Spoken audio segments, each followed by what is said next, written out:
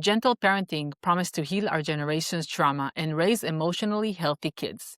Instead, it's creating a generation of children who can't handle boundaries, don't respect authority, and struggle with self-control. Now, I'm about to say something controversial. Gentle parenting is failing our kids. Not because empathy is bad or respect is wrong, but because we've taken good intentions and turned them into parenting that produces immature, selfish children who don't know how to function when someone tells them no. Today, I'm going to break down exactly how gentle parenting got it wrong, going through each one of the main principles of gentle parenting and showing you the nuance that everyone's missing and what we should be doing instead. My name is Efrat Amira. I'm a mom of 3 boys and a parenting coach. I'm passionate about integrating the tools and wisdom I've learned from self-help, especially spiritual teachings, into the way I raise my kids, and I love sharing those insights with you. Now let's start with one of the first principles of gentle parenting, which is empathy and understanding. Gentle parents try to see the situation from their child's perspective and validate their emotions. The focus is on understanding why the child is behaving in a certain way rather than just stopping the behavior. Now, I'm not saying that empathy and understanding is bad, but you cannot lead a house based on empathy and understanding. We need to be understanding and have empathy as parents, but we cannot make our parental decisions based on empathy and understanding. The reason is that it will blur our decision making and we will make bad decisions as parents. So, for example, if my kid doesn't want to go to school because he doesn't feel like it, we can be empathetic, we can show them that we understand, we can tell them that we sometimes don't want to go to work, we can try and dig deeper and understand the deeper reason, for sure. But we do not lead from there. We lead from asking ourselves, what is the right thing to do in this moment? And for most people, it's going to be to send their kids to school, although they don't want to. Another example is if I'm asking my child to shut down the TV because he had enough screen time for the day. He may scream and put out a fit. And we can show empathy, but we cannot give up our boundary or let them act in a destructive manner just because they are having a hard time. The second principle I'm going to talk about is respect for the child. In gentle parenting, children are treated as full human beings, worthy of respect, not as subordinates who must simply obey. This includes respecting their feelings, their boundaries, and their developmental stages. So yes, absolutely, we need to have respect for our children. We need to speak respectfully to them. We need to hear them out. We need to consider them in our decision making. But at the end of the day, a parent-child relationship isn't equal. It's hierarchical. Not because our kids aren't worthy as us as human beings, but because they are less mature, they have less life experience, and their brain is just not fully developed yet. So the person who makes the shot is you, the adult. Another thing to think about here is that we need to consider the family as a whole and show your child that he's part of the family, not the center of the family. So when we do things as a family, there are times when not everybody is going to be happy with the choices that we make. But because they are part of the family, they need to respect the family choices. So, for example, if we decided to watch a movie that not everybody likes or go to a place that not everybody wants to go, the children have to respect that decision because that's a family choice and that is what we decided as a family. So we need to respect our children, but we need to teach our children that they need to respect us and our decisions as well. The third principle that I'm going to talk about from gentle parenting is setting boundaries with kindness. In gentle parenting, limits are still supposed to be enforced, but through calm explanation and connection, rather than punishment or threats. The idea is to be firm but kind.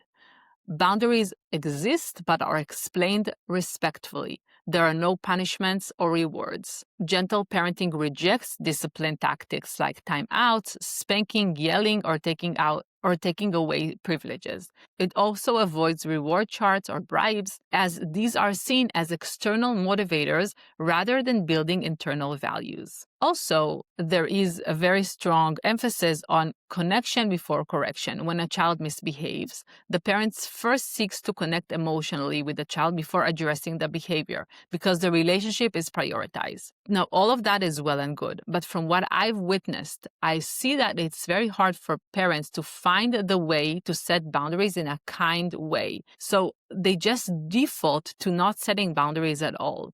This often comes because the parent themselves do not know how to deal with conflict, mostly because it wasn't modeled in their own home.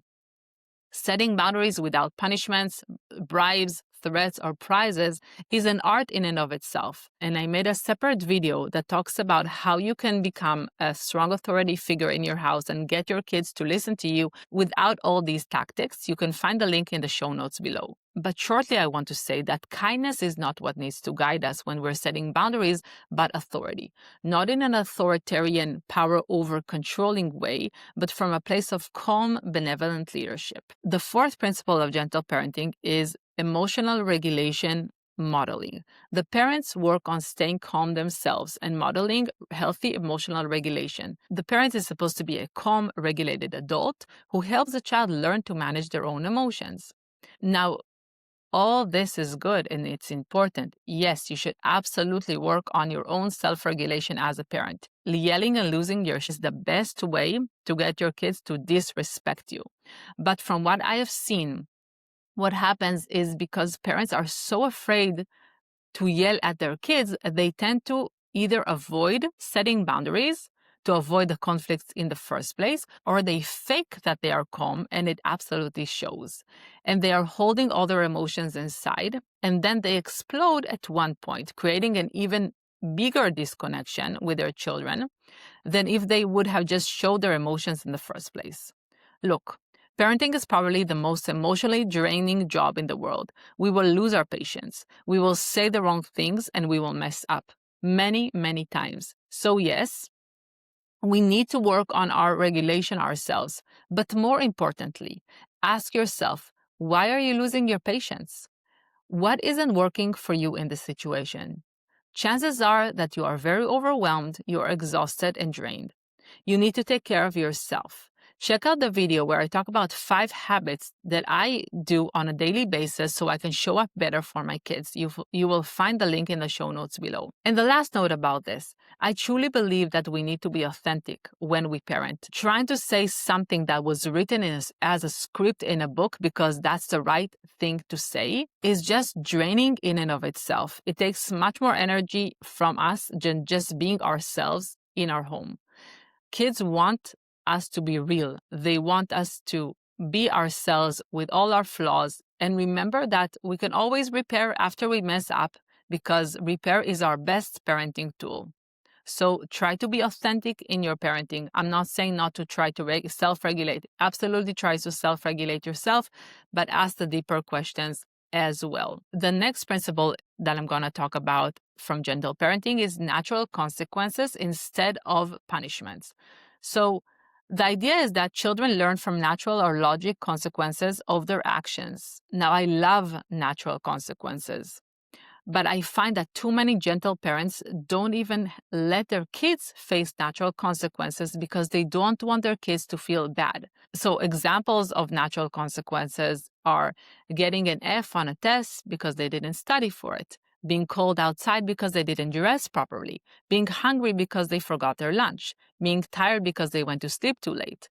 Many gentle parents are on top of all these things for their children so their kids can learn from the natural consequences of their bad choices. So what do you do instead? You let your kids fall. You let your kids fail, make bad choices, and make mistakes. That's the only way that they will learn.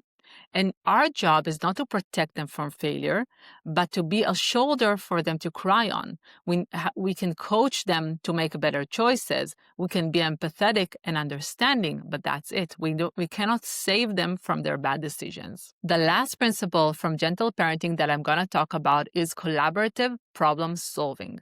Gentle parents involve their children in finding solutions to problems and conflicts, treating them as partners in the process. As I said before, yes, there is a place for our child to be heard And yes, absolutely, you need to try your best to take your child into consideration in your decision. But two things come before that. One is your family values, what's important for you in your family. For this, I made a worksheet to help you find and articulate your family values. You can find it at efratamira.com/values. Number two, other people in your family, including yourself, your partner, and the other kids, also need to be taken under consideration. Your child has to learn, and this is such a great thing to learn, that they are part of something bigger than themselves, that they don't always get exactly what they want, that they need to sacrifice for their family values and for other people in the family. Yes, that may mean that they're having a hard time. This is where the empathy and understanding part comes in. But at the end, it will help you raise better, wiser, and happier kids. Share with me in the comments below which one of these gentle parenting principles have you adopted in your family and what has been going well or not so much with them. I'd love to hear. If you have enjoyed this video, check out How to Raise Confident Kids with the One Mindset Shift.